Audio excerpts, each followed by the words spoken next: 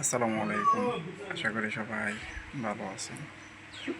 আবারও আপনাদের মাঝে অনেক সুন্দর একটি রোমান্টিক লাভ স্টোরি নিয়ে আসলাম। আজকে লাভ স্টোরিটা হলো ফাজিল মেয়ে যখন ঘরের বউ।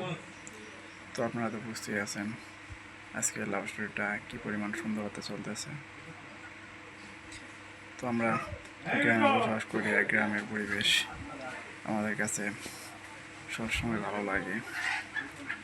তো প্রতিদিনে নেই আমি হঠাৎ করে ওই দিনও বিকেলবেলা খেলার মাঠে চলে যাই। তো খেলার মাঠে গিয়ে আমি যেহেতু শরীরটা অনেক খারাপ ছিল, তো আমি না খেলে এক সাইডে বসে খেলা দেখতেছিলাম।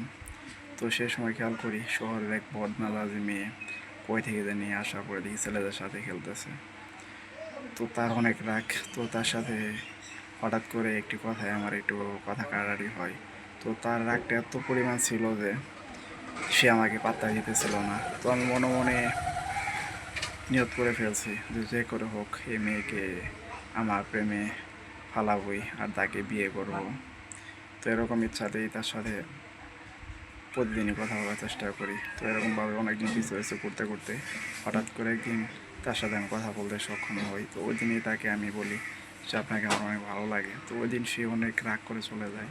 তো তার কিছুদিন পরে দেখি যে মেয়েটিও আস্তে আস্তে আমার সাথে কথা বলার ট্রাই করে, আমাকে খোঁজার ট্রাই করে। তো এরকমভাবে আরও কিছুদিন যাওয়ার পরে হঠাৎ করে সে একদিন আমাকে বলে যে আসেন আমরা একদিন ঘুরতে যাই কোনো এক জায়গায়। তো আমি তাকে নিয়ে ঘুরতে বের হই। তো তার কিছুদিন পরে তাকে আমি বিয়ের প্রস্তাব দিলে সে রাজি হয়ে যায়। তো সেই বদবাদী মেয়ে এখন আমার ঘরের বউ। তো আপনারা তখন পর্যন্ত যারা আমার লাভ স্টোরিটি শুনলেন তারা অবশ্যই আমার চ্যানেলটি সাবস্ক্রাইব করে দেবেন, শেয়ার করে দেবেন। আবারও দেখা হচ্ছে আপনাদের মাঝে পরবর্তী কোনো লাভ স্টোরি নিয়ে।